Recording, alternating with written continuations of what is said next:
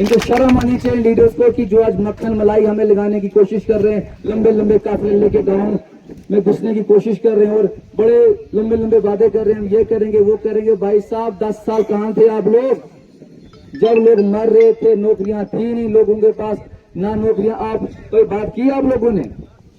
किसी भी पार्टी के लोग कभी भी हमारे साथ स्टैंड नहीं ले पाए। वहां हम ही जैसे लोग स्ट्रगल करते रह गए। यही वो पंचायत है जब पहली बार हमने आगाज किया था, जब ये जो टनल बन रहा है ट्रेन टनल, यहाँ हमने मीटिंग की थी, पहली मीटिंग कि हमारे लोगों को, लोकल लोगों को, हमारे ही डिस्ट्रिक्ट में इसका प्रोजेक्ट चल रहे हैं लेकिन हमारे बच्चों को यहीं नहीं लगाया जा रहा है। यहीं पहली मीटिंग हुई थी, यहां से हम लोगों ने लंबी स्टैंड जुड़ा के 1000 के आसपास बच्चा लिया था और हमने रोडें बंद की थी डोडा में, फिर भी हमारे बच्चों को नहीं लगाया गया।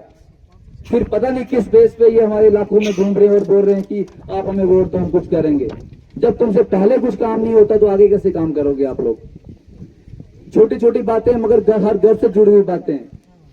हम इतनी पढ़ाई करके डंडे खाते, कभी एफआईआर लगती, कभी जेल में वो मुश्त सहनी पड़ती है रात को, वो हमें पता है। क्या इन लोगों ने वो चीजें देखी होंगी? बड़ी बड़ी गाड़ियों में आके ये बड़े बड़े वादे करके निकल जाते। ऐसे नहीं चलता भाई साहब काम। शायद हम स्पीच में थोड़े कमजोर होंगे, शायद हम अच्छे तरीके से बोल नहीं पाते होंगे, लेकिन जो बोलेंगे वो दिल से ही बोलेंगे। इतनी एफआईआर अभी हमें लगी हुई है किसके लिए? लोगों के लिए।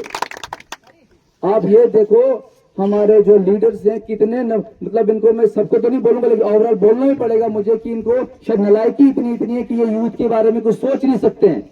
ऐसा मैं इसलिए बोल रहा हूं, हमें पता है कि जब जम्मू एंड कश्मीर में पीछे कोरोना था या कोई भी रिक्रूटमेंट, कोई भी एग्जाम, बड़ा एग्जाम नहीं हुआ इधर। उसके अलावा जब ये 370 टूटा था उसकी वजह से भी, सिक्योरिटी रीजन की वजह से कोई डिस्टर्बेंस थी, तब भी कोई एग्जाम नहीं हुआ इधर।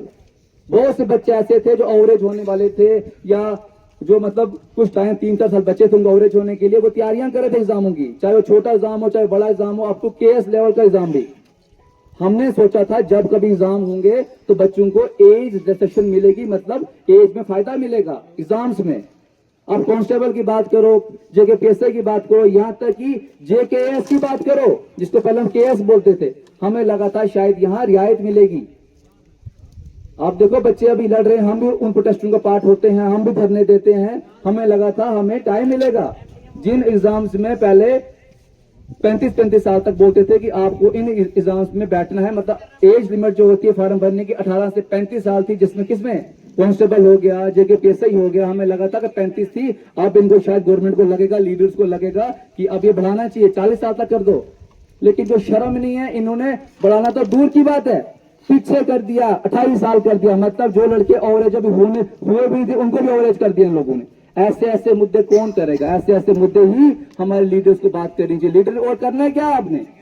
ठेकेदारी खड़पेंची के अलावा और है क्या आपका सकर? ये काम होते हैं जो पब्लिक कर, ये आप कर नहीं पाते। लंबी बातें अभी नहीं करेंगे, ये बातें अगर हम असेंबली में पहुंच गए तो वहां बातें करेंगे बड़ी।